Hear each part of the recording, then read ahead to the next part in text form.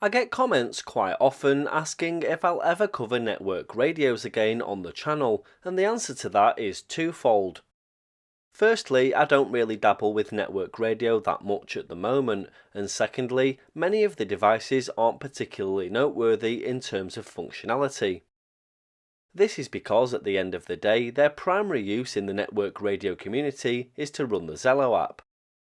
For those new to these devices, they're basically a simplified smartphone that people like to use as a dedicated handset to run voice over IP applications such as Real PTT, Zello, Echolink and many others.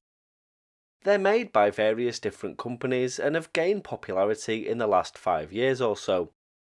There's handsets and mobile variants, and because they use mobile data or the internet, you can talk around the world.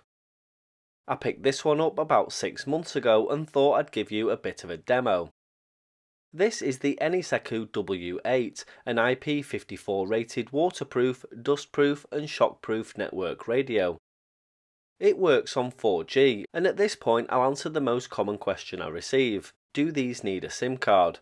Well, it's a dual SIM device, but it works perfectly fine over Wi-Fi or tethered to a hotspot. It has a high-definition display, capacitive touchscreen, very simple operation, and very few buttons to confuse things.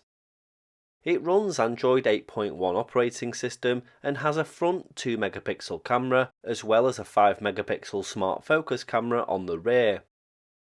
The battery capacity is 5300 mAh, which will last a long time as the screen can be turned off whilst using Zello to conserve battery life.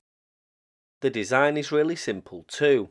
On the left is the volume up and down controls as well as the PTT, and on the right is the flashlight on and off switch and 2 programmable buttons.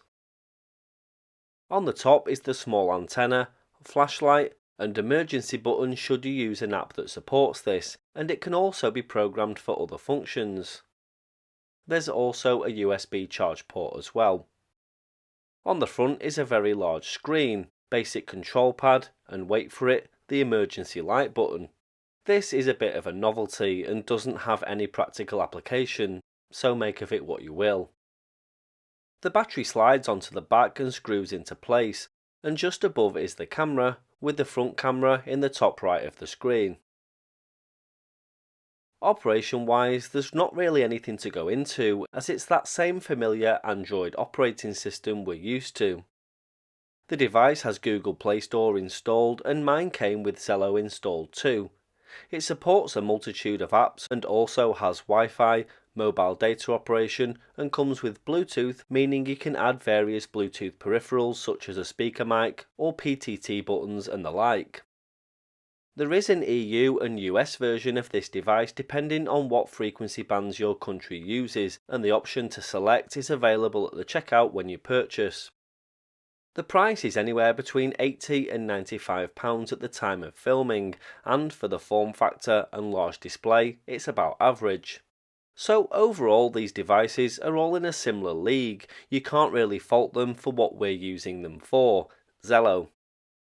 If you want a smartphone quality device to use Zello with, an iPhone or the latest Samsung is for you. If you want an adaptable device solely for Zello and similar PTT applications, you can't go wrong.